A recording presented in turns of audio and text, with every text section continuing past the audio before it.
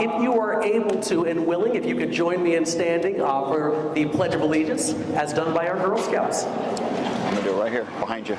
All right.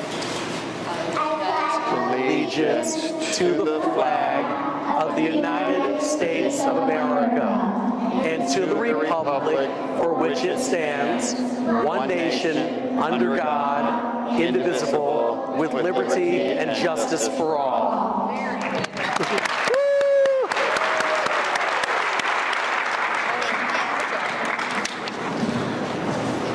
Mayor, that'll cost you about $5 to cookies for that. No, I certainly am a big fan of Samoas, so we can have a conversation afterwards. Oh, man. I was going to say after that, we're just going to go home tonight, so I'm just kidding. So I want to make sure that before we go ahead and pass it over to Congressman Stanton for a little update on what he's been doing back in Washington, D.C. to fight on behalf of each and every one of us, just wanted to go over a few ground rules this evening. So I'm just going to go ahead and start. First of all, as you enter the gymnasium, the Congressman's staff handed out blank question cards. So if you have a question that you would like Congressman Stanton to address this evening, make sure to please fill out that card and return it to staff where all the questions go. There's a basket. Where is that basket right now of questions? All right, the basket is somewhere around. Okay, I wanted to make sure that you will see a basket, and that is obviously where the question should go if you happen to have one. So I just want to make sure to point that out. So we're going to try this evening, of course. We're here until 8 p.m., so we're going to try to make sure that we can get to as many questions as humanly possible. So with that, just a few very brief ground rules. First of all, no signs or banners this evening. This is not a political event. This is an official event, and the Congressman is here to answer your questions and, of course, address all of your concerns. Next up, we really would ask you kindly to stick to the format this evening. This format was actually very carefully selected to ensure that we can get in as many questions as possible. So please work with us to follow the format that's been laid out this evening. Number 3. We can't have any questions or rebuttals directly from the crowd. As we talked about, if you have a question, please place it in the basket on one of those blank comment cards. And as we said, if there's questions or things that you would like answered after, either from the Congressman or from his staff, we can actually talk to you a little bit later in the program about how to get that done. Number 4, and our principal talked about this kind of in his opening statement. No offensive language will be tolerated this evening. We obviously have a lot of young children here. We had our Girl Scouts do a welcome. So there are plenty of words in the English dictionary, so let's try to use some of them that don't have 4 letters. Let's also number 5, refrain from disturbing the town hall. So you're obviously all here tonight to hear from Congressman Stanton and have your concerns addressed.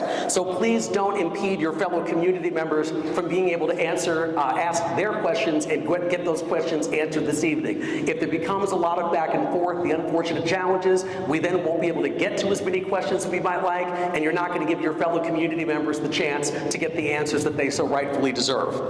Of course, this also dovetails. Please be civil. Let's try to keep the temperature as low as possible to ensure that we get in as many questions as possible. We clearly understand that there is a lot of concern and a lot of angst going on right now, not just in our community, but frankly across the country. And Congressman Stanton's been fighting for each and every one of us. So let's just try to make sure we keep the temperature as low as possible to get to as many questions as we possibly can. And the last one really here is just duplicative questions will be removed. So if you have, for whatever reason, say my question wasn't answered, if for whatever reason that question was asked by another person beforehand, we once again want to make sure that we can get to as many unique questions as possible. So please don't take that personally, but if you have a duplicate question, that will be taken out of the pile to get to a different unique question. And the last thing I would just say is please make sure that we can direct any specific casework inquiries to Congressman Stanton's staff. So if you have like a specific area that you want to have a question about regarding, let's say, a federal agency, such as Social Security, Veterans Affairs, or Immigration, or you need assistance from the Congressman's office, let's try to make sure to refrain from discussing personal details about those situations during this town hall. But his staff will be available afterwards to take those questions and make sure that you receive answers from his office. So with that said, I'm now going to turn it over to Congressman Stanton to give a brief update of kind of what's going on and what he's been working on back in D.C., and then we will begin to get to your questions. I want to also say, too, we have 12 questions that were actually submitted in advance that we're going to get to first before we go to the audience questions, but we've got an hour and 40 minutes roughly, and I promise you we will get to as many questions as possible. So with no further ado, I'll turn it over to Congressman Greg Thank Stanton. you very much, Mayor Wood. Thanks for being my partner.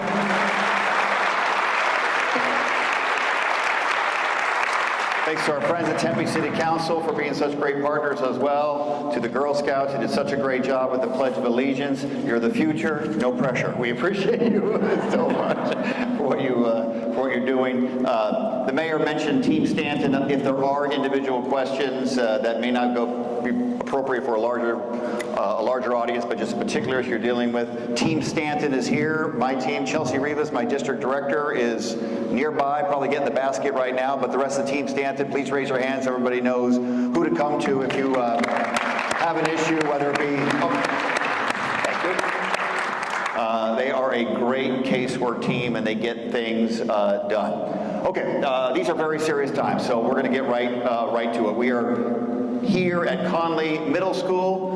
Principal Pugh, thank you for hosting us today. This is a Title I school, 80% free and reduced lunch programs. Tomorrow, President Trump is going to issue an executive order ending the U.S. Department of Education. That puts our public education resources at risk. As many people in this audience probably know, so much of Title I is funded all through the federal government, over $300 million per year for schools like Conley to serve these children that come from lower income backgrounds. Going to go on to McClintock High School, another great high school. They're the leaders of our future. They deserve our support. So it's apropos that we are having this town hall at this critical moment in our country's history. Yes, our country's history. We are in tough, difficult, and serious times in the United States of America. So Title I needs our support. Obviously, the federal government and education also supports IDEA for students' special education. We were talking earlier, my younger sister Maria has been a 30-year special education teacher in the Cartwright district over in the Maryvale area. We believe in and need to support special education as well. That's over $300 million. After-school programs are supported by the federal government. Teacher training programs are supported by the U.S. Department of Education as well. And of course, Pell Grants, which support so many college students, many first in their family college students who benefit from that Pell Grant system. That's through the U.S. Department of Education, student loan program, et cetera. What is going to happen tomorrow, as we're going to talk about a lot tonight, is wrong for America, wrong for our students, and totally illegal because the U.S. Department of Education was put together by Congress. And that's going to be a consistent theme you hear here. You're going to hear tonight. So the reason why we're having this town hall is because the people, you, have been demanding it. I have received in my office literally tens of thousands of calls over the last 4 or 5 weeks when people have come to the full realization of what a serious moment we are in right now. When the very first thing that this president did was put out a memo saying that all the infrastructure money, you know I'm on the infrastructure committee in Congress, all of the infrastructure money through the bipartisan infrastructure law, yes, bipartisan law, was going to be put on pause while the White House is going to try to look for anything supporting the so-called Green New Deal, which there is no such thing as a Green New Deal. I think what they meant is anything supporting sustainability or the fight against climate change. Well, you know exactly what that means here in Tempe. Streetcar system, other public transportation, the bridge that we got funded over the Rio Salado, a pedestrian and bike pathway, which is going to be such a beautiful addition to the hiking system and the trail system here in this community, all at risk. I don't know if it's going to be funded again. All of it is we're suing to establish that this is illegal, what they are doing. over 120 lawsuits have been filed challenging the illegal actions of the Trump administration.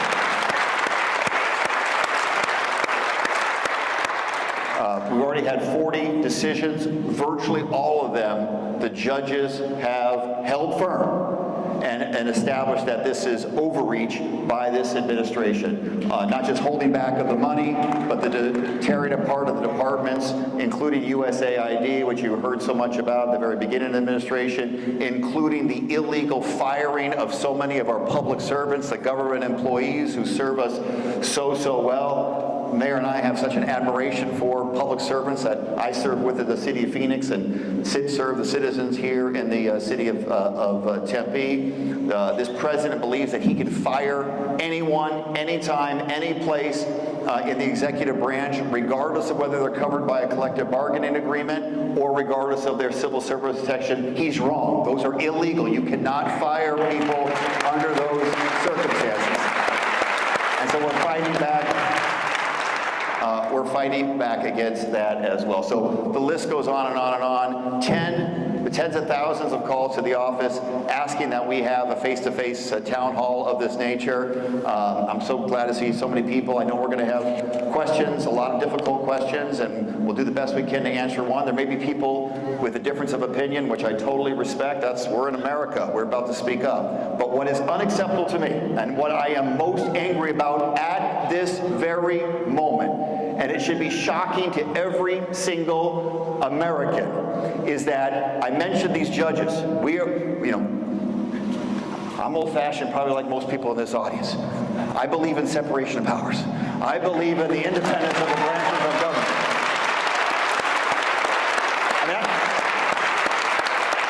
That's the way our founding fathers set this whole thing up, was that we have Article 1 of the Constitution. That is Congress. We are the purse strings of the government. No funding can happen unless we authorize it. And once we authorize it and it's signed by the president no longer has the ability to stop that funding. Otherwise, it is called impoundment, and that is completely illegal. And of course, we rely on the judiciary to stand up when there has been an overreach by the President of the United States. And as I mentioned, so far, thank God, the judiciary has held firm and been strong in saying it's illegal. And what does this president do? What does this president do? He is encouraging the impeachment of judges who simply are upholding the rule of law. We know exactly why he's doing it. We know exactly why he is doing it. To scare those judges, to try to influence their decisions, threatening them and essentially saying, if you go against his opinion about what he should be doing, he wants to be able to do things in an unfettered way, as create an authoritarian type government, that you will potentially be impeached. Potentially your safety will be at risk. There's a big story about that today. That is as un-American as anything that I have ever seen in my now 25 years that I've been lucky enough to be in public service. So these are serious times that we are in.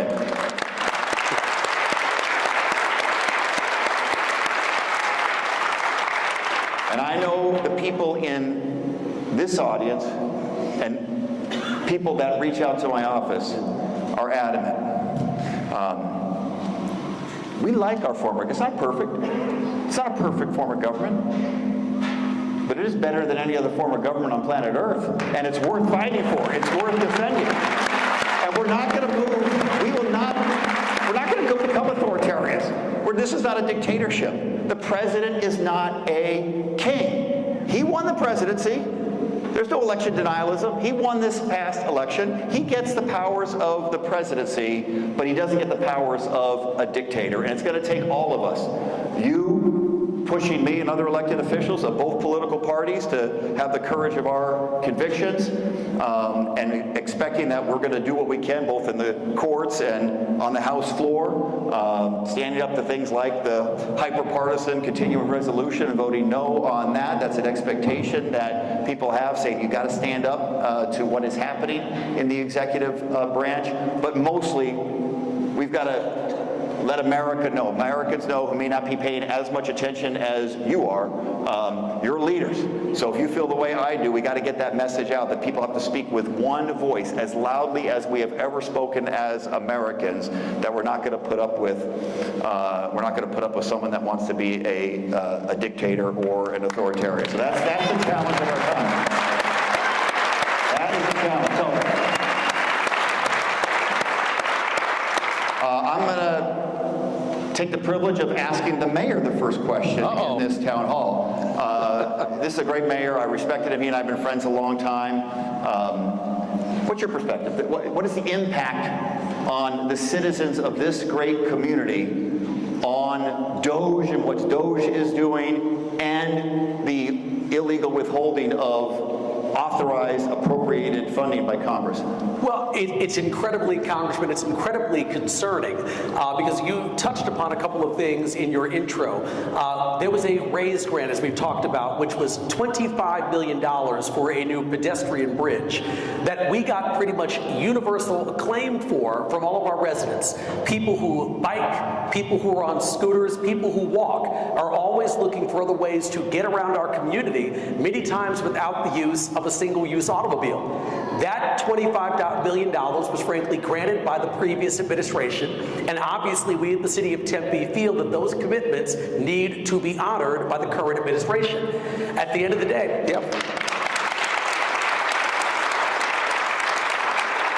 those are ways to combat congestion.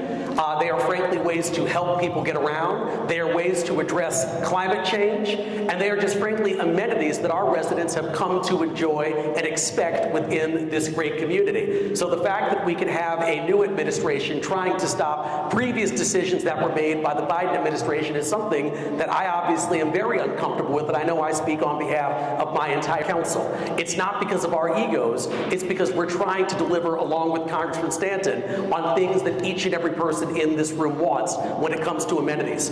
The other thing I can think about is the partnership that you and I had in our entire council on securing money to reopen the Kyrene Water Reclamation Plant. We all understand how critically important it is here in the state of Arizona to have a diverse supply of water resources. And through the congressman, originally, he secured a $37.5 million authorization to get a Kyrene Water Reclamation Plant that had been in mothballs for over 10 years due to budget cuts. That was a tremendous partnership, and it just shows you the work that he's done back in Washington, D.C. on behalf of, once again, not just the city council, but on behalf of each and every person who lives here in this city. It's critically important that we have access to water. It's critically important that we expand any water source that we actually have access to. And I want to make sure that those things are funded because he fought darn hard to make sure that we got access to that. And so from my standpoint, the concern I have when I think about something like what's going on with DOGE is having people who don't necessarily understand government, who've been there for maybe 10 minutes and are going through some kind of spreadsheet and just typing in keywords in a search function and saying, we're going to delete these things because we think they are tantamount to waste, fraud, and abuse. That frankly sounds like people who need to stick to whatever their day job was previously and leave the business of government to the people who actually know what's going on. So my perspective, Congressman, is I appreciate what you've been doing to push back against a lot of these activities that are frankly illegal at times and at worst, at best, misguided severely to ensure that our residents and our business owners get the tools and the amenities they live to be successful in whatever they want to do here in our community. So thank you for your support and your continued advocacy. I appreciate that, Mayor. They want to cut every program that supports diversity in the United States of America. They want to support every program that supports equity and inclusion. I mean, is there any city in the United States of America, there may be one, not that I know of, that represents the beautiful diversity that we're blessed to have in this community, in this country, than the city of Tempe? I mean, those are the exact kind of values that make us a stronger country. But that is exactly what is happening. They were saying that any grant program, any infrastructure program that supports those values even ones that have already been appropriated by Congress won't get funded, and obviously not in the future. Well, my attitude and the law says, if you want to do that, if that is your goal, okay, I disagree, but there's a way. Come to Congress.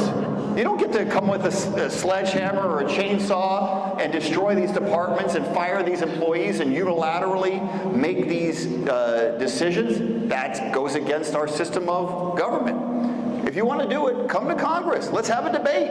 That's what we're there for. If this is allowed to happen,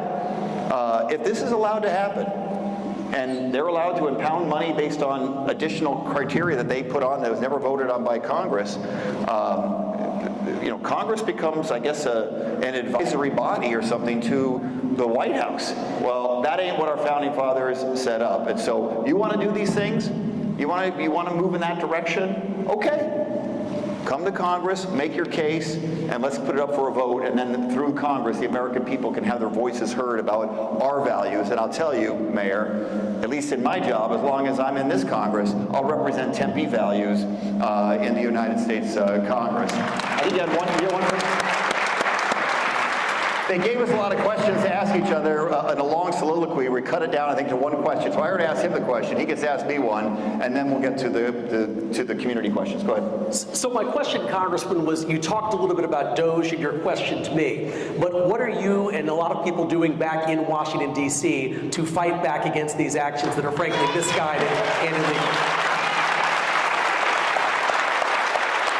Because I know you are doing everything you can to counter, but I know members of the public would love to hear some of the specifics around that. Okay, that's a perfectly fine question. So the number one thing that we have to do is this, and this is my belief, and so far the actions that we have taken in Congress, because there is a debate about what is the best approach to defeat the illegal actions by this administration. They went after the U.S. I'm on the Foreign Affairs Committee. I'm on the Transportation Infrastructure Committee. I'm on the Foreign Affairs Committee. And I'm on the Select Committee on the Competition with China. Those are the three committees that I serve on. In that role, obviously I do oversight of the Department of Transportation and the infrastructure investment that was funded through the bipartisan infrastructure law. On the Foreign Affairs Committee, we have jurisdiction over the United States State Department and United States USAID, which provides the international support, mostly through the World Food Program, feeding the poorest people across this globe, showing the United States love and empathy and support for people across this globe. But we have oversight over USAID. Some people don't like foreign aid.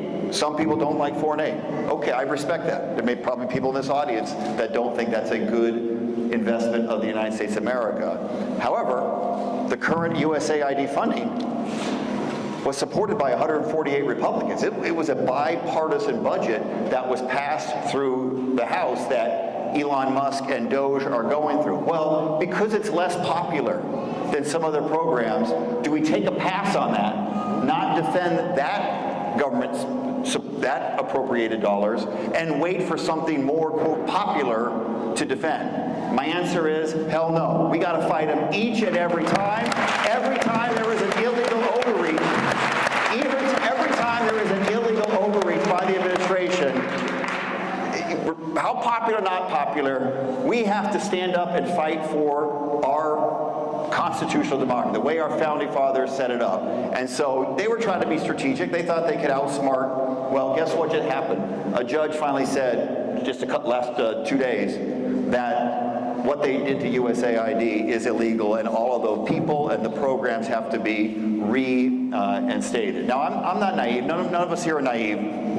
Even when they do that, they can try to make life miserable for those employees and try to get them to quit or to send them off to some corner where they weren't supposed to be or wanted to be, and make their life miserable and make the program ineffective.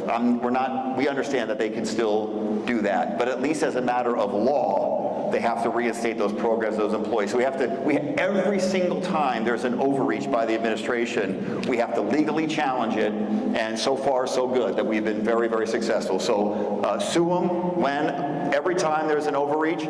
2, we got to fight it through legislation and fight back as much as we can. Now, I'm in the minority. My party happens to be in the minority by only 3 votes.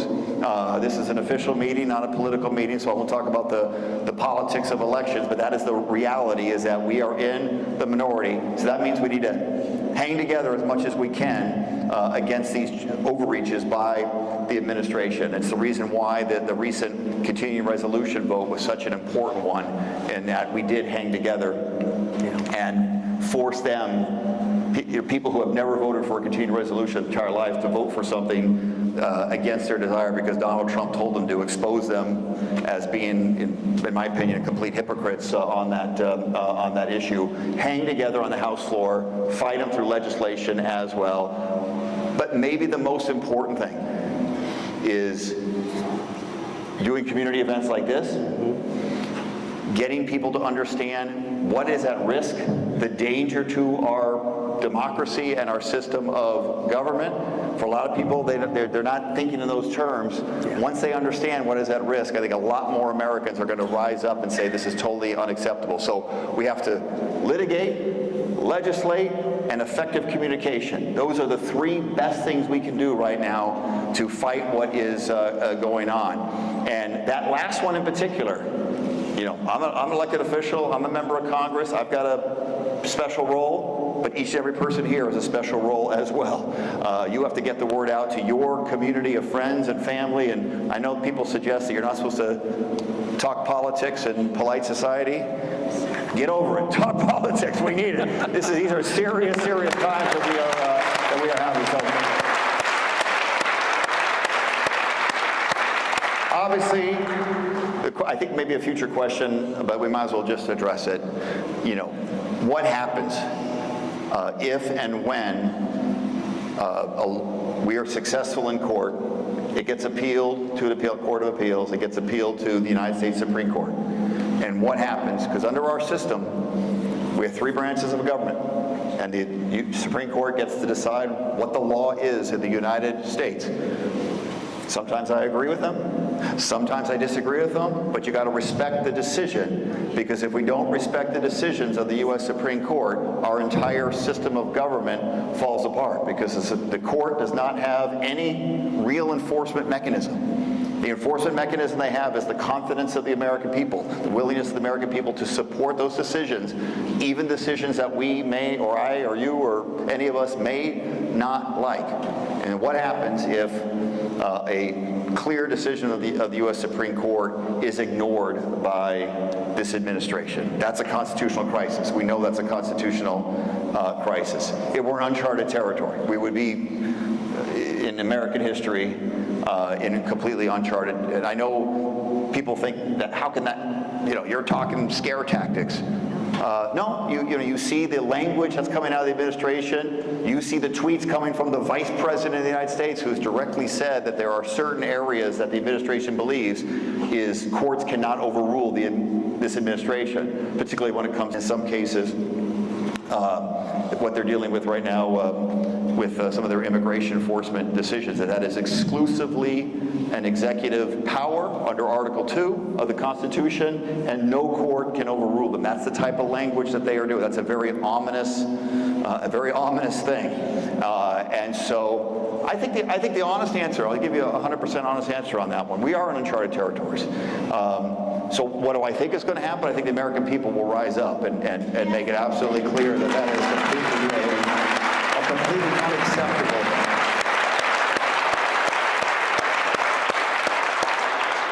Because the reality is this guy, he wants to be, authoritarian.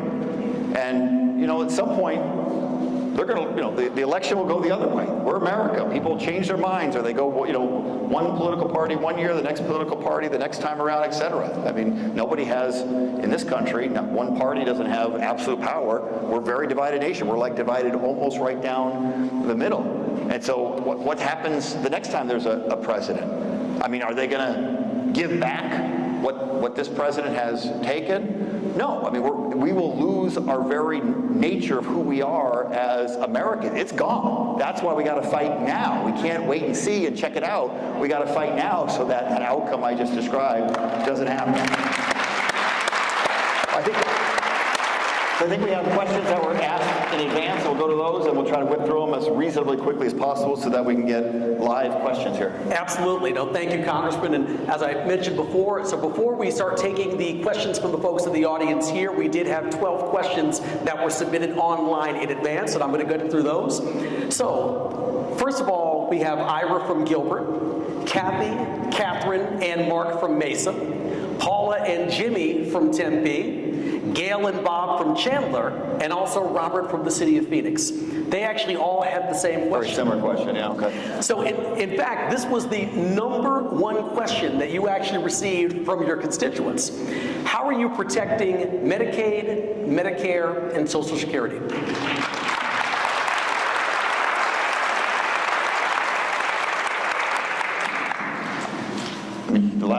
Just in the last 24 hours, I know everyone here has been paying close attention on the issue of Social Security. This is exactly what's happened, no exaggeration. As you know, this administration is closing down Social Security offices around the United States of America. They've laid off thousands and thousands of employees from the Social Security Administration, I guess ostensibly as a cost-saving measure. You know, it's penny wise and a pound foolish just on that. But closing down offices, laying off employees, and just yesterday announced that for people to apply for Social Security, or if you need to make any kind of change if you're currently receiving Social Security, no longer can you do it via phone. You've got to do a face-to-face meeting, because the whole premise is the thing, you know, there's so much fraud. This is what they're alleging. You saw the president in his joint address to Congress. He went through a long litany of suggesting a lot of 150-year-old or older people are receiving Social Security. So they're trying to make this case that there's fraud is rampant in the Social Security system. So every single person has to do a face-to-face meeting. Well, if you require a face-to-face meeting while you're closing offices and laying off staff, the math ain't mathing. They're going to try to make it as difficult as possible for people to receive their earned benefits, benefits that they have paid into for their entire lives. If that isn't a Social Security cut, I don't know what is. So when they say they're not going to cut Social Security, I'm not exaggerating. This is exactly the facts as they are. That is a Social Security cut to make it as difficult as possible for people to actually receive their earned benefit, or someone that may have a disability that also has an earned benefit in Social Security as well. Having to do with, imagine living in a rural area where you may already be hundreds of miles from a Social Security office, and then they close that office. So now you're even more hundreds of miles away. The American people are really smart. They know exactly what's going on. They know exactly that this is a setup to do Social Security cuts. That's not an exaggeration. That's what on Medicaid. That's another argument that is suggested that myself and others are exaggerating the fact that Medicaid cuts are coming our way. You know, in Arizona, about 40% of the children who are born come from families that are on Medicaid. This is critically important. You know that the proposal that was made, the budget resolution that was passed by Congress, our Republican friends in Congress, passed just a few weeks ago, had $4.5 trillion over a 10-year period, $4.5 trillion of tax cuts, mostly for the largest corporations and wealthiest Americans. It had $1.5 trillion of mandatory, at least $1.5 trillion of mandatory cuts to various programs. And of course, if you do the math, $4.5 trillion in tax reduction, $1.5 trillion in cuts, you've got a $3 trillion increase in the deficit. And I can't tell you the number of people on the House, who I know in the House, have given speech after speech after speech after speech about the deficit in the United States of America. They may have had amnesia, I'm not sure, but they all voted for this plan that is going to blow up the deficit. But of the 1.5 trillion of cuts, about 900 billion was assigned to the Energy and Commerce Committee. And if you take away Social Security and you take away Medicare, they're not going to cut it. So let's give them the credit, say they're not going to cut those programs. Well, guess what's left? Medicaid.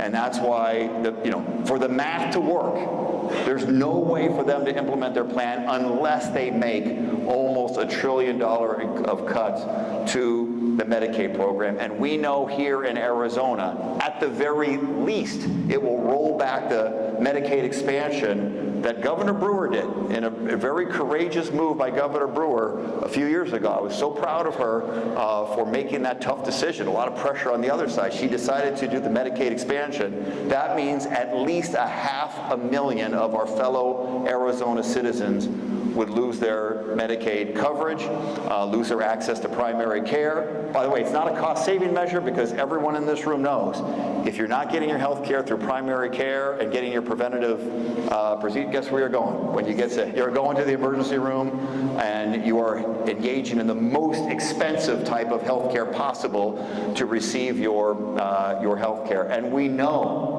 that if this proposal actually goes through, there's no way to do it without many rural hospitals, including Arizona, will have to close. They could, because rural areas have a disproportionate number of their people, their population, who are on Medicaid. And when a rural hospital closes, it doesn't just close to the people that utilize Medicaid. It closes for everyone in that community. So everyone in that community now has to either go without or come all the way to Phoenix, which is obviously a long drive, and they're less likely to do it. And so their quality of life, their quality of care goes significantly down. It is bad all the way around, and that's why it's not just Valley-wise or community health centers. It's the largest hospital systems, the largest employers in our state who are saying this is bad for people's health care and it is bad for the healthcare economy here in Arizona. So fight it as hard as you can.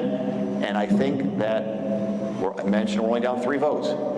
So when the people of America speak up and say this is how unacceptable it is, most of rural America is represented by members of the other party, the GOP. When those people speak up and they realize this is a threat to their health care, and they actually talk to their representative, whether they may not be having town halls, but at least you can call them, right, or send them emails, communicate in other ways. I think we have real hope that we'll get enough of the votes in order to, you saw that 9 Republicans did write a letter to the Speaker asking us specifically to not do any cuts to Medicaid. There was one Arizona representative included in that 9. So I hope they have the courage of their convictions when it comes time to actually vote that way. So I think there's a glimmer of hope that this proposal, as devastating it would be, is not going to come to fruition. Thank you.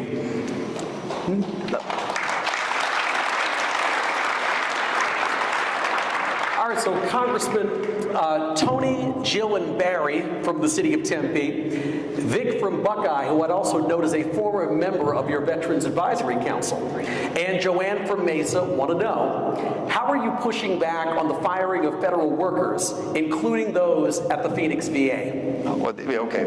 And I went too long. I said I was going to cover briefly, and I violated it, so I'm going to try to keep it tighter this time around. Look, what's terrible what's happened in the VA. 80,000 employees in the VA system have been summarily fired just over the last few weeks. Guess what? Over 30% of them are veterans themselves. We are firing American veterans from their employment, people that served us many a time in combat positions. They're being fired from their positions. But that's the other thing that is promised is no cuts to the Veterans Administration. You cut that many people and the services they provide, including, you probably saw the article in the Arizona Republic about the therapy, the music therapy, et cetera, for veterans that happen to have PTSD. that they have lost their ability to have specialized therapy that benefits their particular situation. Of course, so it is completely illegal, and the reason why it's completely illegal is because though this president believes he has the power to fire any employee for any reason, that his Article 2 powers overcome any collective bargaining agreement, labor management agreement, and overcomes any civil service protections as the employees of Tempe and the city of Phoenix, et cetera, all have. He thinks that those rules don't apply to him. He's wrong. They do apply to him. You have to go through the appropriate process before you can terminate an employee under those circumstances. So that's under litigation, and I have a high level of confidence that those employees will be reinstated. But as stated earlier, none of us are naive. That doesn't mean that they're going to try to not make life miserable for those employees, untenable, and so get people to leave the organization because of how untenable it is as an employee inside that organization. Absolutely. So next up, I've got a question here from Cynthia in Chandler, Haradev from Mesa, Renee from Gilbert, and Connie from Tempe. What safeguards, if any, are Democrats going to put in place to save the Department of Education? Okay, we talked a little bit about this. I don't want to cover it too much, but the bottom line is the Department of Education, just like USAID, these are departments created by the United States Congress. Not by me, but people who served many years before me. And they've been funded every single year in a bipartisan way by Congress. I don't know, what lawyer this president is getting his legal advice from. That by executive order, his single signature, he can destroy and end a department that was created by Congress. But Dr. Pugh, you got to have your civics teachers call the White House and teach them about separation of powers, equal branches of government, and tell them that you can't do that. You got to go to Congress if you want to undo a branch of government before by Congress. So next up, Chantel and Watt from Mesa, Bonnie George, did I say that again correctly? Okay. Bonnie George, Barbara, Cindy, Robert, and Joe from Tempe, and Laura from Chandler asked, what can we do if Trump and Musk ignore court orders? Okay. As mentioned earlier, obviously that creates a constitutional crisis in the United States of America. On the issue of impoundment, as you know, the court orders that have come down have all said that for congressionally appropriated programs and dollars, he cannot unilaterally impound that money. There's been some delay still in cities like Tempe receiving those dollars, so there may be further legal action that needs to be taken. But at some point, if it's clear, it goes to the Supreme Court, and it goes the right way in terms of protecting the power of Congress and makes it clear that the president has engaged in overreach. That is a full-on constitutional crisis, which we've never seen before in the United States of America, and it is pretty unknown what can happen and what will happen. But I do believe that when the American people realize fully what is at risk, that they will speak with such a loud voice that the members of Congress of the other party, who generally are staying silent and allowing the power of Congress to be handed over to the executive branch. In so many ways, this is not a Democrat versus Republican issue. It's Congress losing power to the executive branch. Whether you're Republican or Democrat in Congress, they're taking power from you. They're taking it away. You got to stand up and fight for what you ran for and for the Constitution. So I do believe that once the American people speak loud and clearly I know that so many of my Republican friends are afraid that if they stand up for the institution of Congress and take on the president or take on Elon Musk or whatever, Doge, that they will be primaried in their next election and it's a political risk. What they haven't fully appreciated is if they don't stand up to Trump and Musk, the political risk that they are facing as well. And that's what's going to happen when they hear these people stand up.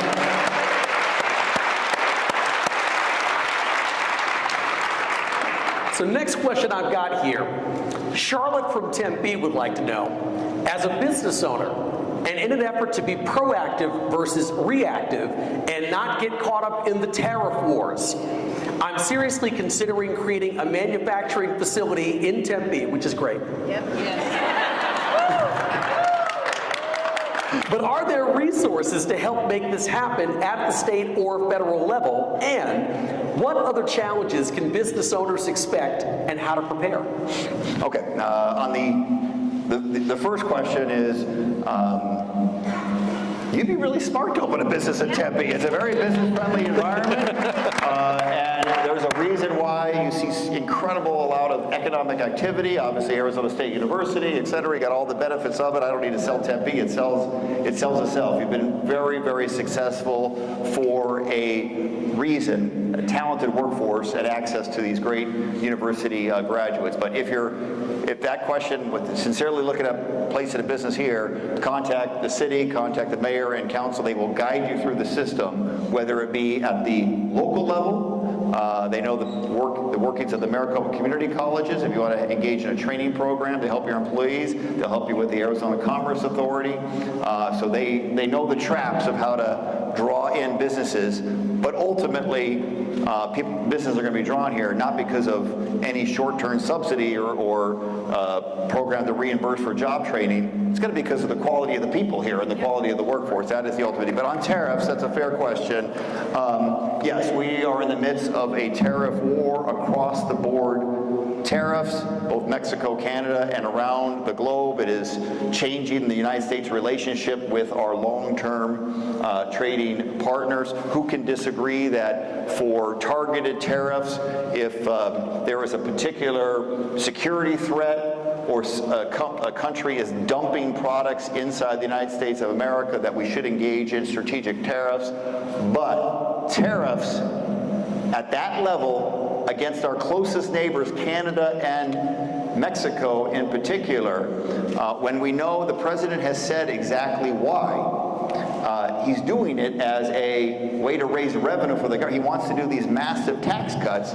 He knows it's going to collapse our ability to fund the programs that we support, so he's trying to do tariffs as a replacement for what used to be taxation as a way of raise revenue. And he points back to, I guess, the 1890s. He says that the 1890s, when most of the revenue of the United States was done through tariffs, that was a golden age of America, and he wants to go back to that. I disagree with it. I think that at a time when we have such competition with China, and we're trying to win that competition with China, it's a time when U.S., Canada, and Mexico should be coming closer together and actually working more closely together so that we can win this economic competition.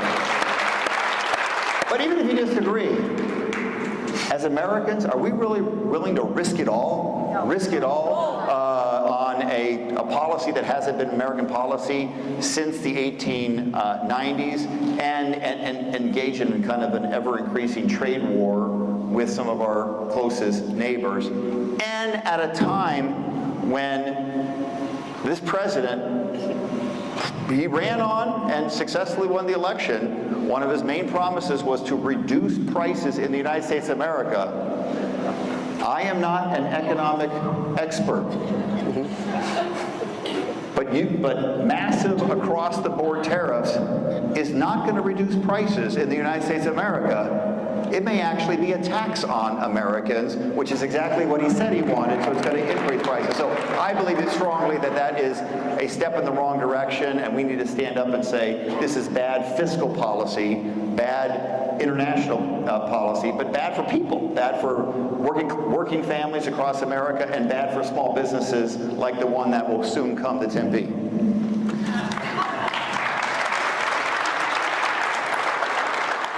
Now, next up, I have a very interesting question from Diana in Tempe. What are some things you think the president may be getting right? All right. That is a fair question. Okay. I'll do two real quick off the top of my head. One, I'm a believer in comprehensive immigration reform, that we need a strong border and strong border security. Who can disagree? But if you do that without coupling it with pathways for people to come and have an opportunity to come to America, help grow our economy, we need to support our dreamers, and we need to support our farm workers, and we need to support kids that go to ASU. International students at ASU who graduate with a STEM degree, they should have a green card stamped to their degree. It will help the American economy. But in the Republican situation right now,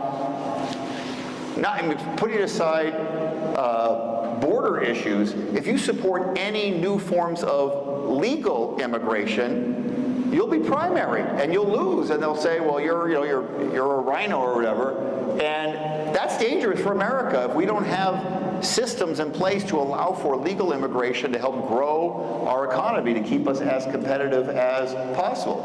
By the way, having legal pathways and strong border security are not the opposite of each other. In fact, we have to do both. We must do both in this country.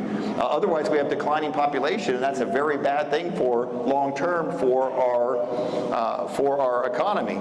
But the president actually proposed something that is at least one idea for legal pathway, and it was much mocked among people. And I thought the proposal I would come up with, but at least it's a crack in the armor that it's okay to propose some new legal form of immigration. And that was his so-called gold card program. For $5 million, if you pass a background check and you invest $5 million in the United States, you at least have the opportunity to come here and get a green card. Now, again, that's not the proposal I would come up with, but you better believe when I talk to my Republican friends on the House who will not support any new legal path, they only support the DREAM Act. I said, even Trump is saying something. At least he's got one proposal to increase that. So I would say that's one thing that is a little bit of a thing that we can work with them on. Secondarily, one other one. Thinking about it. This issue, the president's brought up, Greenland and other things that, but at least on the issue of the Panama Canal, I actually have concerns about making sure that American commerce has full access to the Panama Canal, and whether or not we need to ensure that either an American company or an American-friendly company is at either end of the Panama Canal, to make sure that we always, if there ever were a military situation, I hope and pray there's not, but that would be incredibly important for the defense of the United States. So that is actually, I don't like the way he's going about it, but the concept that we need to have access to it for both commerce and for potentially for a military situation, that is something that I want to work with the president on. So next up, Gary in Tempe wants to know, given the increasing frequency and intensity of extreme heat events in the city of Tempe, what specific federal policies are you supporting to mitigate the efforts of climate change and providing resources for urban heat mitigation efforts? All right, this has to go to the issue of FEMA, the Federal Emergency Management Association, which talk about maybe the word, I just said something nice about the Trump administration on the two issues I just mentioned. Maybe the worst policy that they have proposed, that if a community has an emergency that goes beyond the capacity of the state to manage it, and they need they ask for a federal emergency declaration so FEMA can come in and help, that somehow we would put conditions, political conditions on them. We saw that with the Los Angeles fires, the devastating Los Angeles fires, the suggestion that we should only have, our fellow Americans are desperate, they lost their homes, many lost their lives, that we would put conditions on support for those people. No way. I don't want to put conditions on LA. It wasn't as devastating, but shortly thereafter there was devastating fires in South Carolina, a very red state. I don't want to put conditions on them either. When our fellow Americans need help, they need help. And the president said he wants to get rid of FEMA and just have states manage emergency management. Well, the whole point of FEMA is if an emergency goes beyond the capacity of a state, that's when the feds need to come in and be supportive. And so, I just want to make that point because I also believe that extreme heat should be covered as a FEMA emergency. And the reason is, as you know, in this community, the last 2 summers, over 600 of our fellow citizens in Maricopa County have lost their lives as a result of extreme heat. Many, probably more than that, because a lot of it has to do with comorbidities, et cetera, but the heat causes a lot of death. It's not an immediate natural disaster like a hurricane or a fire. It's a slow-moving natural disaster, but it's a natural disaster nonetheless. And so I want to develop FEMA programs that can better support our community on the issue of extreme heat. And obviously we've got to have policies that take into account the cause of extreme heat. In Arizona, climate change is hitting us harder than probably any other state with regard to extreme heat and the extreme forest fires and the drought conditions that we are in, which is incredibly challenging for our community. And so instead of getting away from programs to support us in our fight against climate change, we should have just the opposite, programs that are supporting communities in the fight against climate change as well. So that's what I would suggest on that. Want to do one more? You want to go back? Yep. Yeah. So we're going to do one more of the pre-questions that we received, and then we will get to the basket of questions that were given by you here in the audience. And so the question I have here is, Larry in Phoenix asked, Congressman, will funding continue for the current Infrastructure Investments and Jobs Act, otherwise known as the IIJA? Yes, the answer is yes. So despite the current president's attempt to block that funding as they look for any sign of Green New Deal support or equity or in diversity or equity, DEI advantages or support in those programs, that's an illegal condition on that aid. It was voted on by Congress in a bipartisan fashion, signed by the president. He cannot put those added conditions on there. But let me give you an example. I-10 expansion between Chandler and Casa Grande, a major win. We were able to get $100 million for the feds combined with state dollars to expand that to 3 lanes and put some additional safety elements in it so it's a more safe road. Guess the reason why it was a competitive grant. Why did we win? Because we emphasized the equity aspects of it. That road goes right through Gila River Indian community, and the people who live on the Gila River community use that road every day. It was a dangerous road, particularly the bridge. And so we promoted equity as the reason why we needed that money, and we won a competitive grant, and now they're going to potentially take that money away because it supports equity. And by the way, from the Green New Deal, I mean, people say, well, how could a freeway support Green New Deal or sustainability? Well, what if you use sustainable building materials, which we often do in these major roadway projects? Well, that's a good thing. That's good economically. It's good reuse, et cetera. Are we going to now lose out on funding for roads if we use sustainable building materials in it? I think the DEI thing, the Green New Deal thing was more of a political statement, but I don't think they really thought it through how it would work in real life. And we're going to fight. We're suing already on that. And I have a high level of confidence that we will be successful and we will get those resources. And I am on the Transportation Committee, and something I'll be working on this session Congress, believe it or not, That was a 5-year program, the bipartisan infrastructure law. Those 5 years are almost up. And so we're already working on reauthorizing it and coming up with a whole new program for infrastructure investment here in Tempe and throughout the country.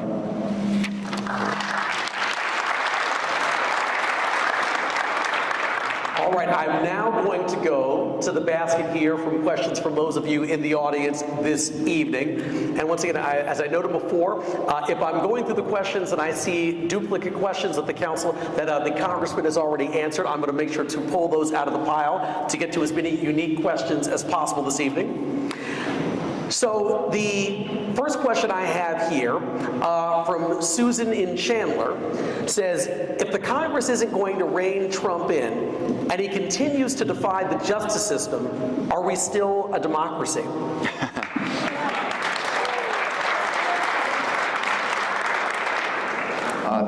That would, as we've talked about, I want to give the same answer, but that would be an authoritarian form of government. It goes directly against what our founding fathers set up. It would be a constitutional crisis, and it's completely unacceptable to the American people. Yeah.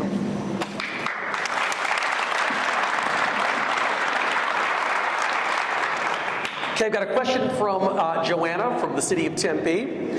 How will current policies affect students who are interested in political science and international relations, and will it limit opportunities in those fields?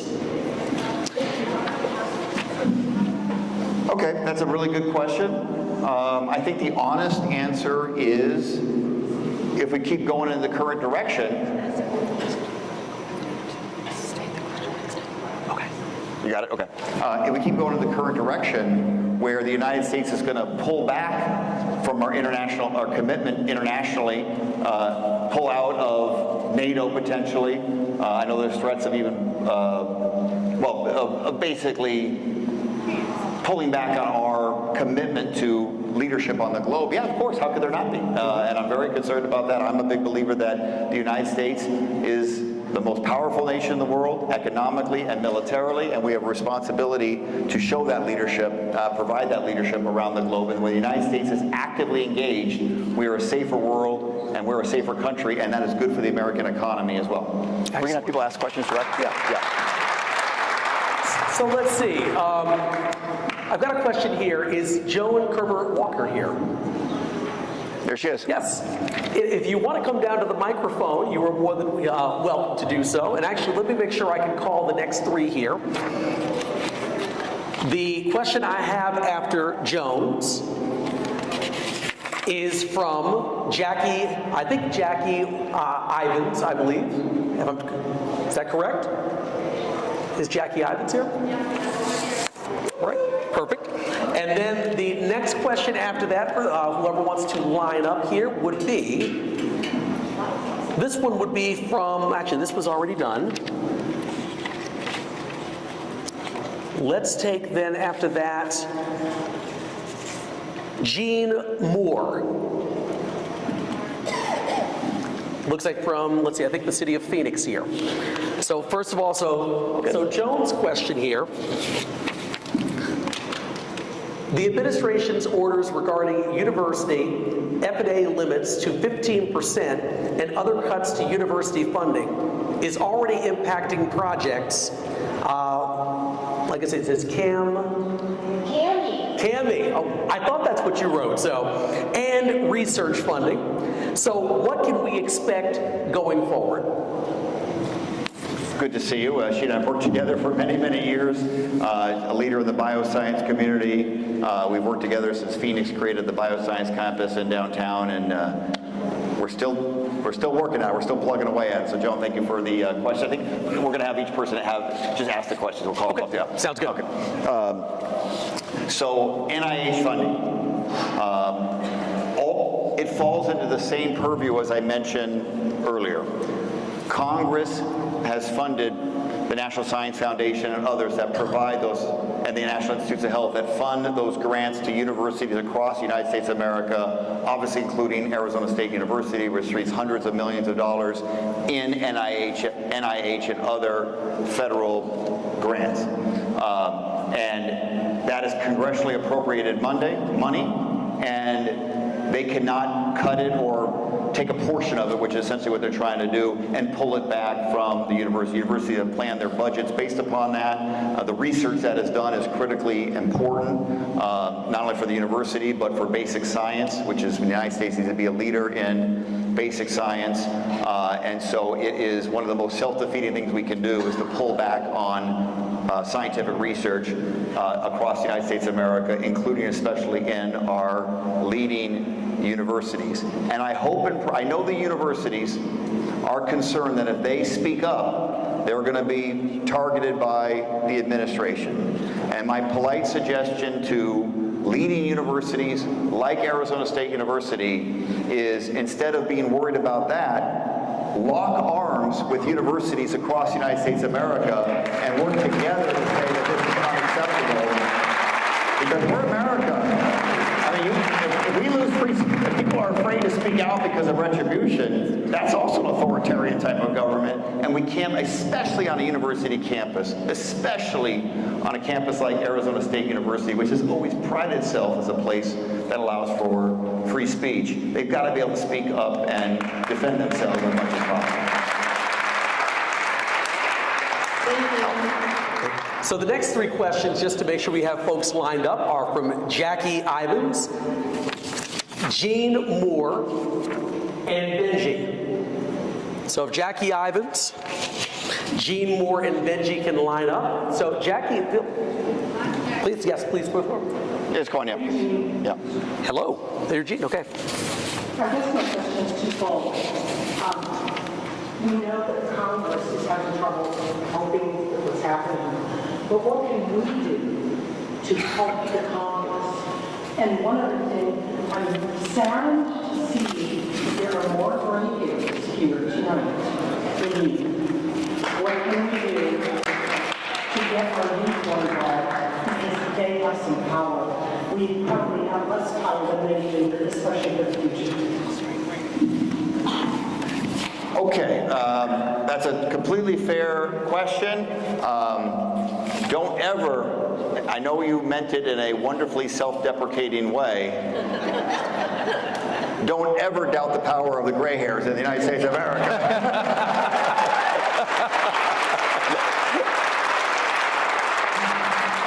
We wish that young people participated in democracy, including voting, at the levels of our more experienced citizens here and across America. They don't. We wish they did, but that gives our more experienced Americans so much more power in our democratic system. So there is a special responsibility, if you will, on older Americans to lead the way in this country. That's exactly what you're going to do because you have that experience.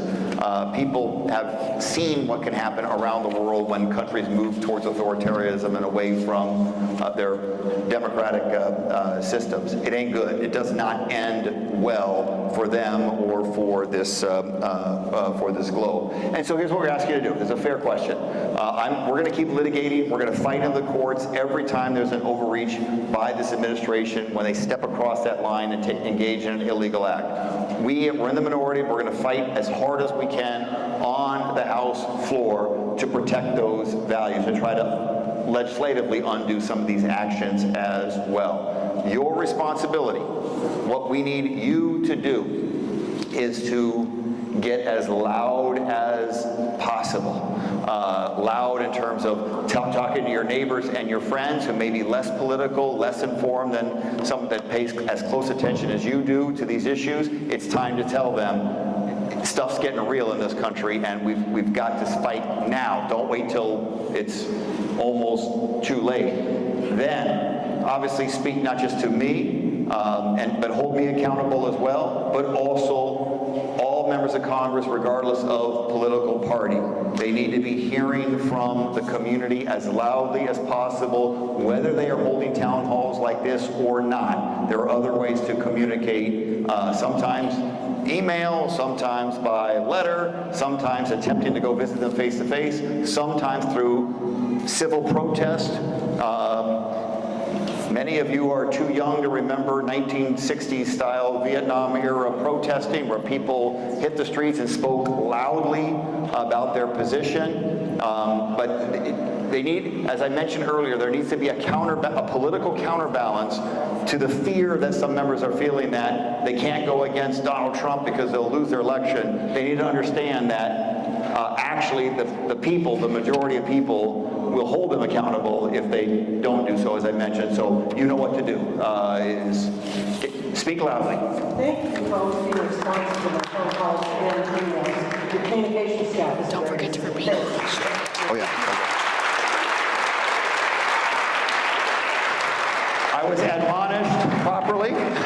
I was admonished I should repeat the question because I think we're live streaming this as well so people can hear. The question was, what can citizens do? What can real people do?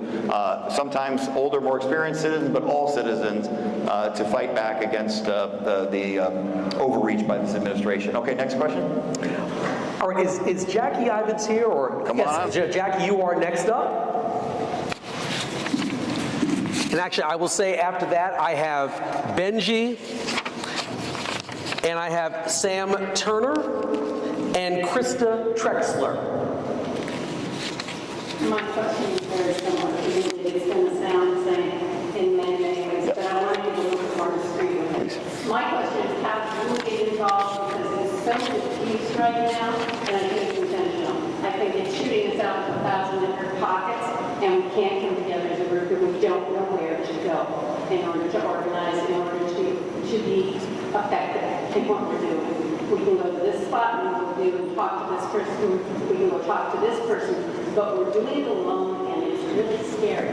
There has to be someone somewhere, the Democratic Party is not providing us the answers right now. How do we organize in order to know that this big picture, which is losing our democracy, it isn't just this or this or this, it is this. How do we know that we can get in and attack that? Okay, question was? Jackie took the previous question and went a little more granular.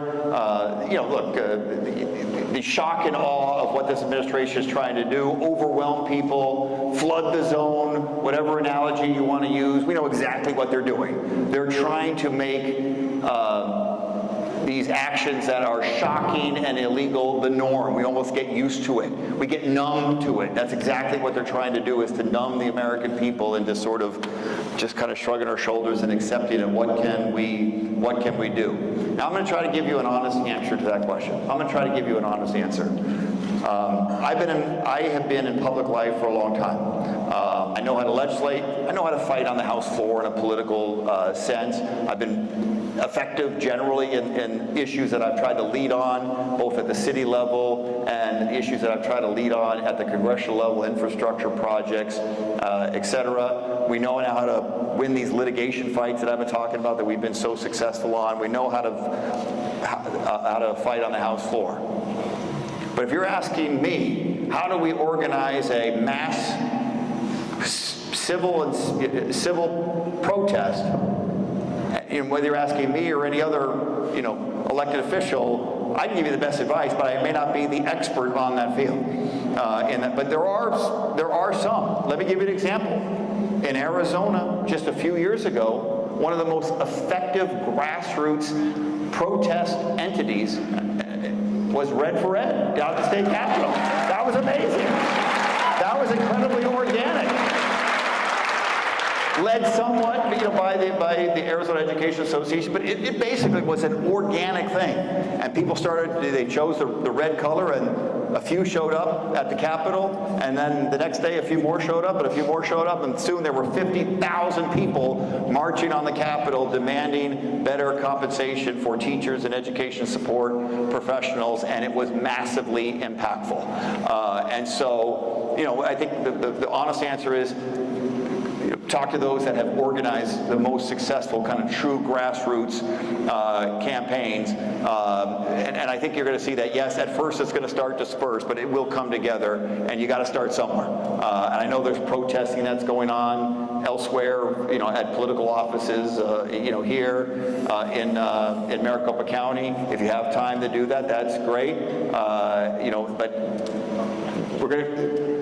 more needs to be done. I think more organization is going to come to it, but probably it's going to be mostly organic. I think that's in the meantime, obviously, do what you can do. Use your voice. Write letters. I know it's old-fashioned, but it's effective. Write letters to the editor. Use social media, and when you see those opportunities to show up in person, because there's nothing more impactful as tonight than showing up in person. Take full advantage of it, please. One last request, if I can. Can you take that information back to the party that I had this question? And it seems to be a general question for everyone. And ask the party that you represent to please pay attention to that question, because we're all thinking it and we don't know where to go. Look, I want to say something real quick on that issue, okay? Because you mentioned the quote Democratic Party. And I happen to be a Democrat. I don't know how many people in here happen to be Democrat or not. But one thing is clear. Protecting what our founding fathers set up, protecting the integrity of our system of government that our founding fathers fought for, ain't a Democratic thing. It's an everybody thing, whether you're a Democrat, independent, or Republican. We all, so it can't be perceived as a partisan issue. All of us have a stake in standing up to an attempt at authoritarianism. All of us. Okay. Excellent. The next question this evening is from Benji. Hello. Been hearing you tonight talk a lot about how blatantly illegal a lot of what's going on is, but I'm not really seeing that coming from Washington. Why are articles of impeachment not being filed every single time?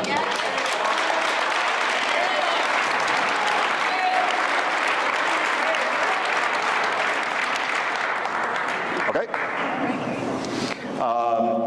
Why are articles of impeachment not being filed all the time?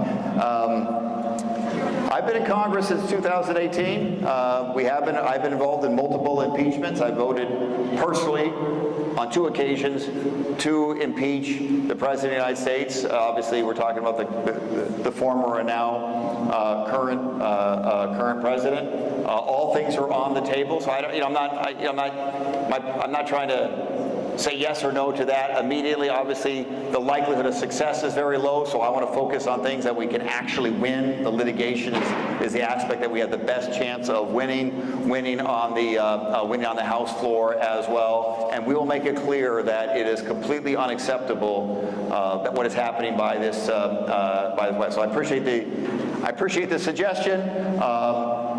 Nothing is off the table, but I think the best thing to do right now is to focus in on the aspects that we can actually be successful on, and that's why. And we need to be successful. We have to be successful. There's no other choice. Thank you for the question. All right, Congressman, the next question is from Sam Turner.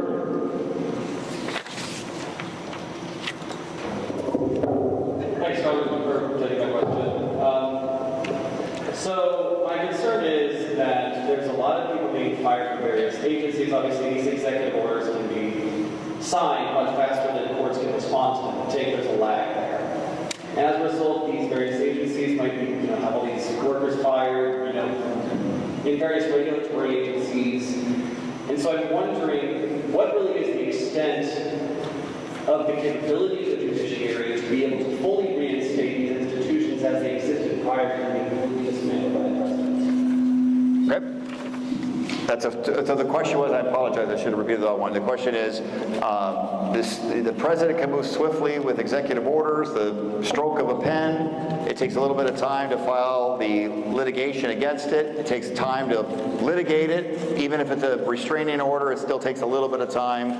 What can really fully be done or can they fully reinstate those workers? Look, it's chaos. And we know what the president and Elon Musk and what they're trying to do. It's trying to create chaos in America to get us discouraged, take away our will to fight, like it's almost make the feeling it's almost inevitable or something, And the truth is, even in a situation where the court stands up to the overreach by this administration and does reinstate funding and reinstate employees who are illegal fired, the truth is, many of them will have already moved on to other jobs.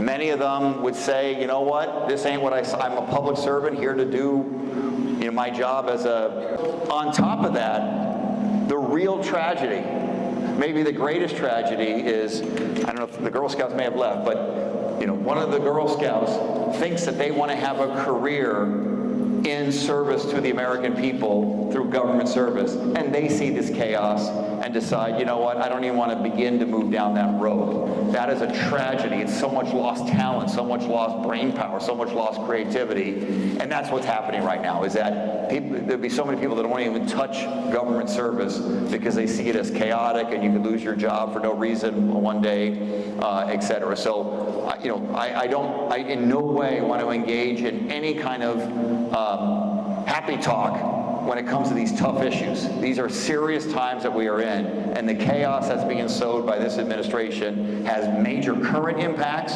and major long-term impacts.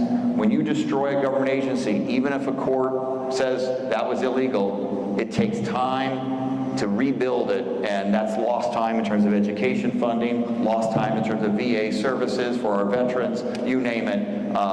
It's a tragedy, and there's no two ways about it. So before I get to the next question, the three speakers after the next speaker are Jeff Patterson, Cora, and Cheryl Iriondo. So Jeff Patterson, Cora, and Cheryl Iriondo, if you could make your way down to the microphone. But the next speaker, Congressman, is Krista Trexler.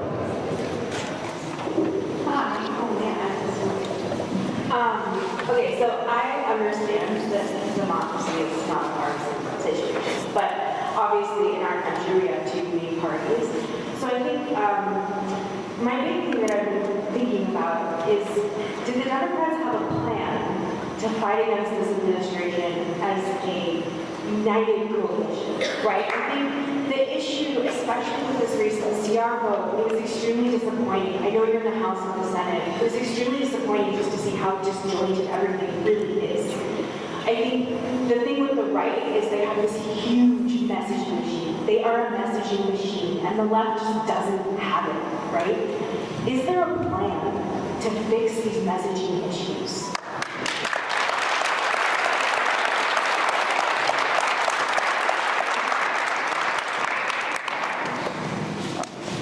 All right, that's a great question, a very challenging question, but one of the questions of the day.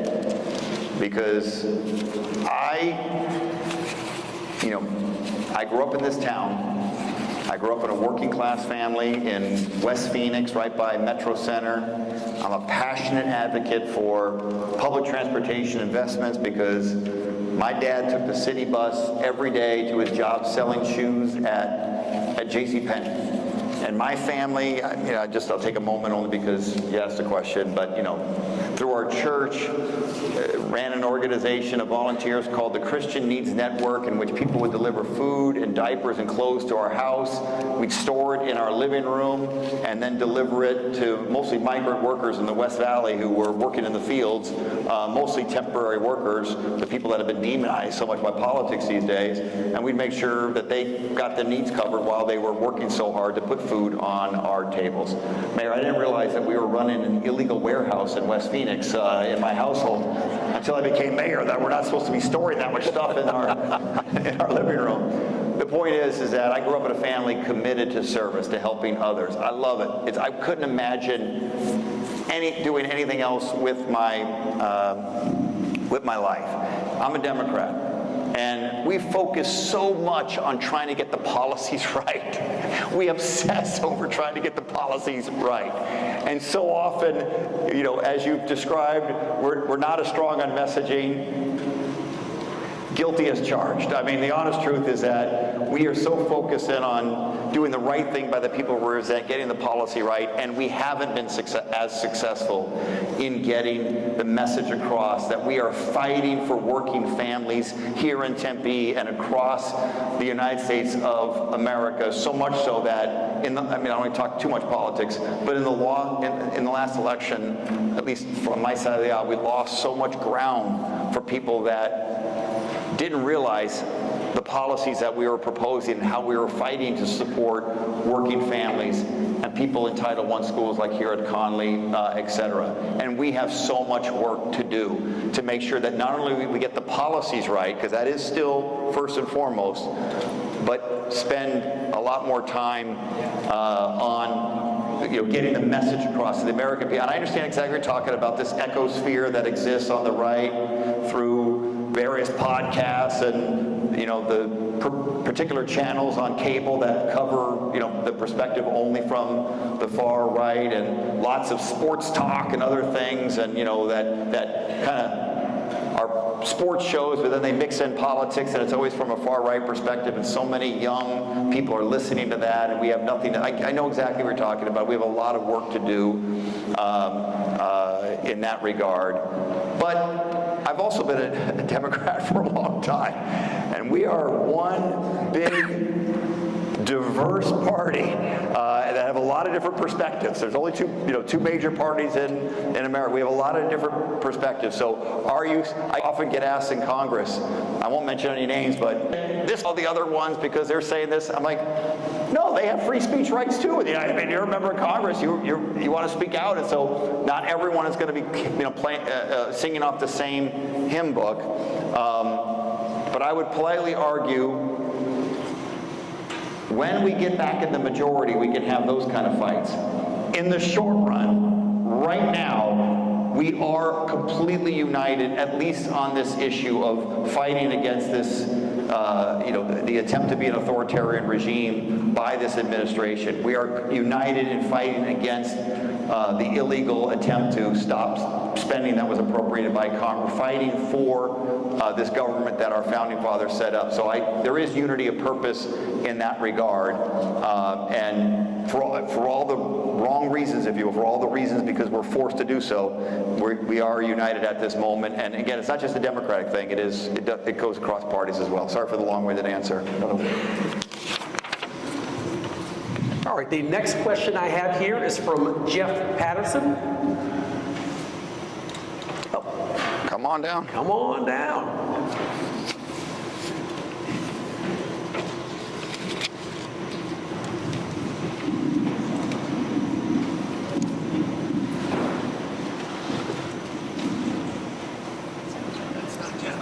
Oh, it's not?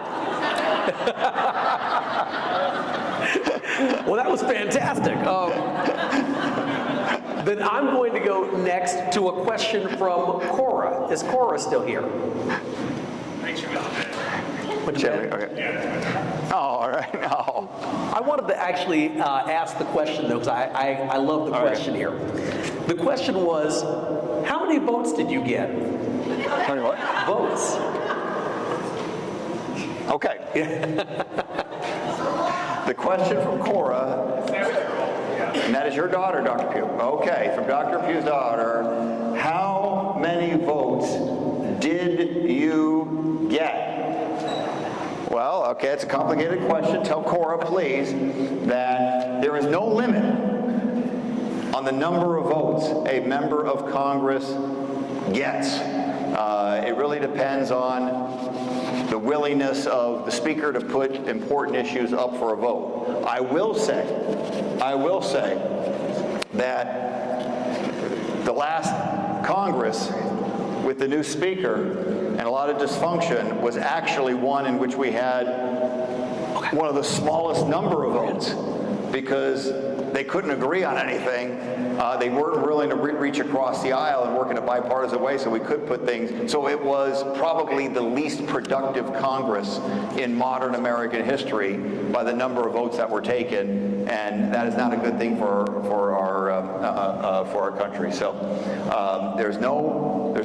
if we can have a productive Congress, we can reach compromise and get together. There could be a significantly higher number of votes, and I hope we can get there in the future.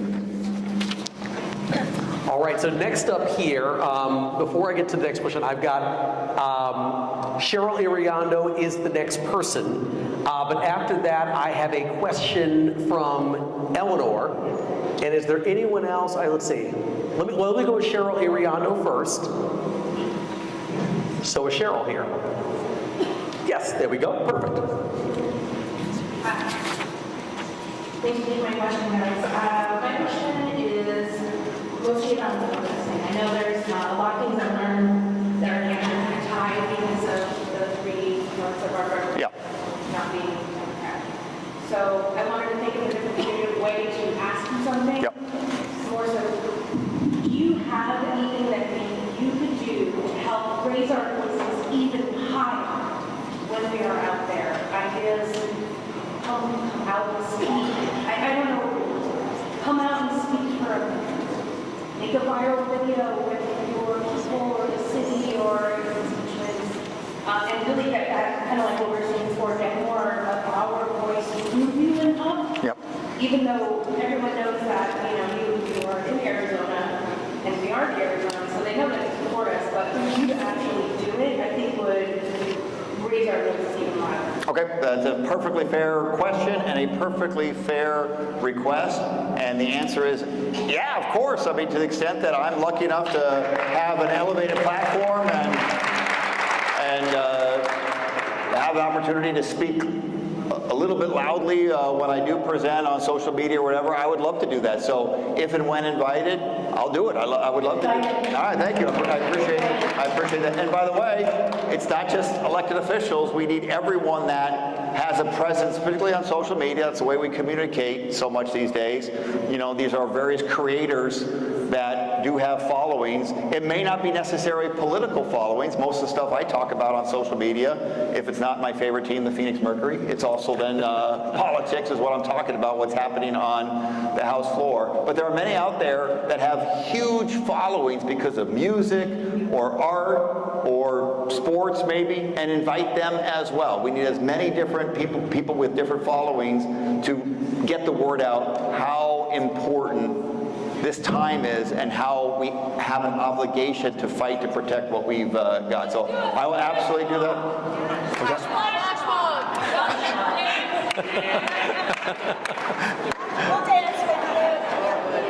You want me to dance? We're trying to attract people, not repel people. But on that issue as well, I am asked, will we be doing town halls outside of the district? Yes. Maybe in areas in which current members are not doing those town halls. And, by the way, a town hall doesn't have to be organized by a sitting member of Congress. You can have community groups put together a town hall and invite a member of Congress and others to speak, to try to get a large group there as well, but have an opportunity for people in those areas to have their voices heard as well. And if invited, if I'm in, I'll show up. So, All right, thank you, Don. We got to get your contact. And when you know about events in which people are hitting the streets, if you will, let me know. I appreciate that. I love doing it. April 5th at 10 a.m. Where's the vote? All right, April 5th, 10 a.m. We're marking it down. I got a team taking detailed notes right now. Appreciate it. Thank you for the invite. Okay, thank you. So I just wanted to say to each and every person here this evening, I wanted to first of all thank you, since we have 9 minutes left officially. We've got time for one more question. But I wanted to thank each and every one of you for coming out this evening to share some time with us and to ask questions of Congressman Stanton and to hear a lot about what he has going on back in D.C., continuing to fight on our behalf. So I want to get to this one last question I had here in the pile, and then turn it over to Congressman Stanton for a few final words before we kind of wrap up this evening. Is Eleanor here? She's in bed also. She's in bed also. Well, let me ask this question then on Eleanor's behalf, if that is okay with you. We can do one more after that, too. Why did you want to be a congressman? Okay. Why would I want to be a member of the United States Congress, and before that, a mayor, and before that, a deputy attorney general with Terry Goddard, a great attorney general, by the way. And before that, a member of city council. Why does anyone want to enter public service these days? As these public servants here know, and as anybody who serves at a public capacity school board, whatever it is, the hours are long. You're working 7 days a week, because not only do you work during the work week, but the weekends are out in the community trying to talk to as many people as you possibly can. So you're working long hours, 7 days a week. Yes, you get yelled at a lot in this job. Yes, whenever I vote on an issue, and I say why I voted on the issue, immediately people question you. No, you didn't. You voted on it because of some other, nefarious reason. Your motives are questioned all the time. I am not complaining at all, but, in some cases, people could be earning more money in other jobs. I'm a lawyer by trade. So we could be living a higher, lifestyle or whatever if you do other things. I have just presented a very dark vision of what it's like to be in life. By the way, I won't even say how tough it is on families. I mean, I take a red eye every week, and I'm going to do it on Sunday night back to Washington, and then I'm gone for 4 or 5 days away from my kids. I got an 18-year-old son who's a senior in high school and a 14-year-old daughter who is a freshman in high school, and that's the hardest part of this job, is being away from my families, missing so many kids' activities or basketball games or volleyball games or whatever. Why would you want to do that job? That's not a job. If you were to put the pros and cons of serving in Congress on a piece of paper, pros on one side, cons on the other, by any rational measure, the cons would outweigh the pros. And for me, there's nothing else I'd rather do with my life. There is nothing better than serving the public and having the opportunity to at least do your best to make a positive difference. It's an honor, and I've described how difficult these times are, but I would argue it is an honor to serve in both good times and bad. Even during the most challenging times, the opportunity to serve my community and represent the 800,000 or so people in Tempe, Chandler, Mesa, and Ahwatukee foothills. It's awesome, and there's nothing else I would choose to do with my life. And this is a moment that I have to meet, you have to meet, and everyone in this room has to meet this moment. This is one of those moments that we're going to look back in our lives and in the history of this country, and did we meet the moment to stand up and protect what we've got? And I'm going to try to do my best to meet this moment. I'll just take one more because... Sure, okay, sounds good. That was a softball. I'll go to the next person who was actually standing in line over here, if you'd like to come forward. Yeah, but the question was, it's only not going to be asked because it's not popular enough. Congressman, since day one of this administration, they have been attacking the basic right to existence of trans and non-binary people and our ability to exist as human beings. When are you going to start doing something to protect us, and what are you going to do? Okay, I appreciate that.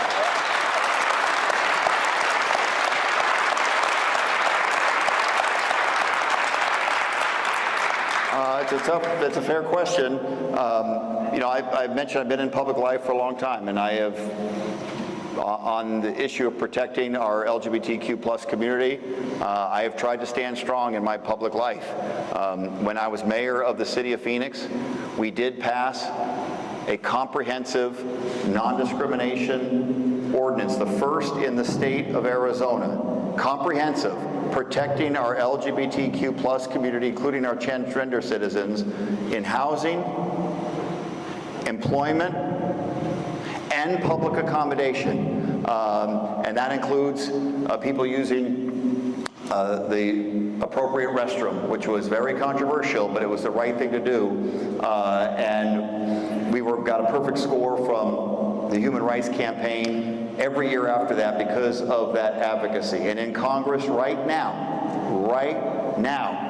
this administration is trying to, believe it or not, fire courageous citizens who happen to be transgender, who are courageous enough to be willing to fight and die for their country in military service. They are trying to fire those citizens from military service. By the way, a court order, we just were successful in a court order to make sure that those transgender soldiers are reinstated into the United States,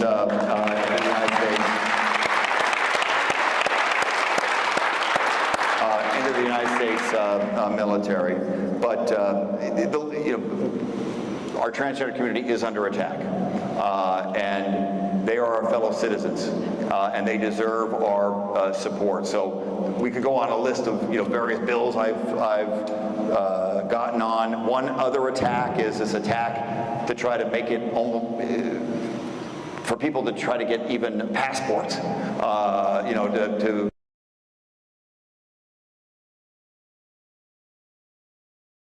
passport to be able to travel the world. We've got to fight as a basic right as that. So we're working on that. Passport renewals since January are coming back. Yeah. What are you doing since January? What's the now? Yeah. So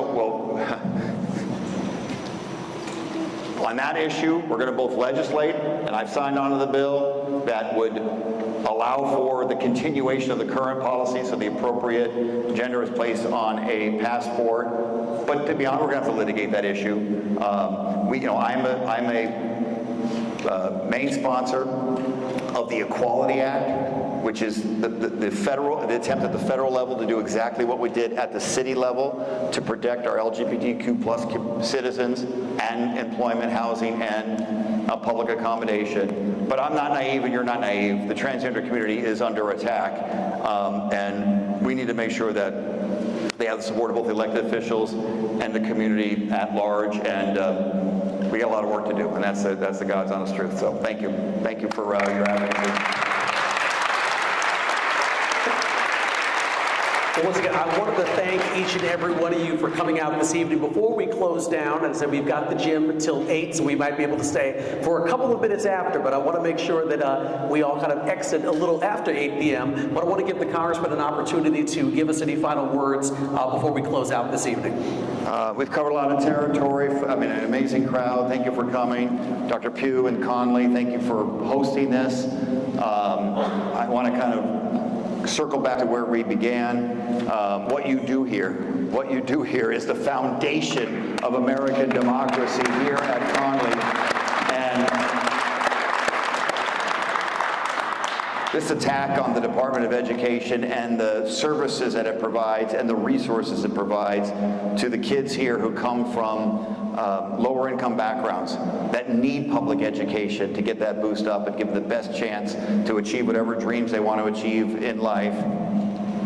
Maybe even joining me in public service, hopefully joining me in public service, but this fight that I mentioned that's going to happen tomorrow, we're going to fight it as hard as we can to support students in public schools and support public education here in Tempe, throughout our state and throughout the country. It is a critical fight.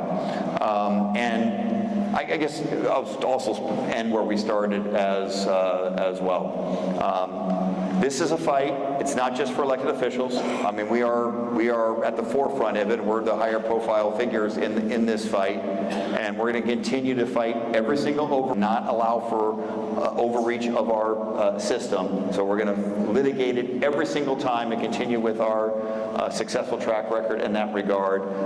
Mentioned earlier about unity, or sometimes lack thereof, among the people in my party.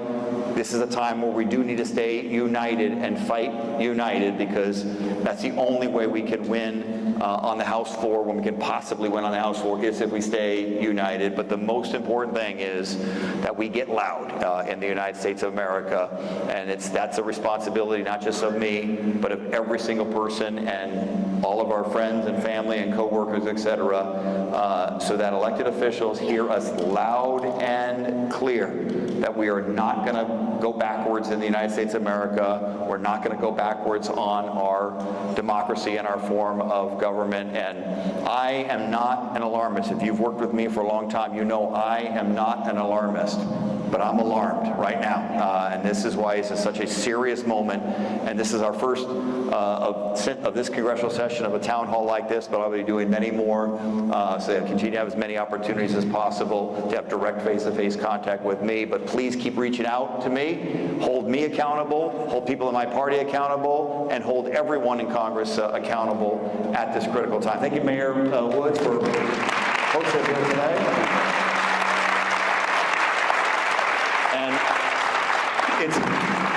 We only rented the gym till 8 p.m. So Conley has gone even beyond, but I'll be hanging out afterwards. My team will be hanging out afterwards if you want to continue to have one-on-one conversations.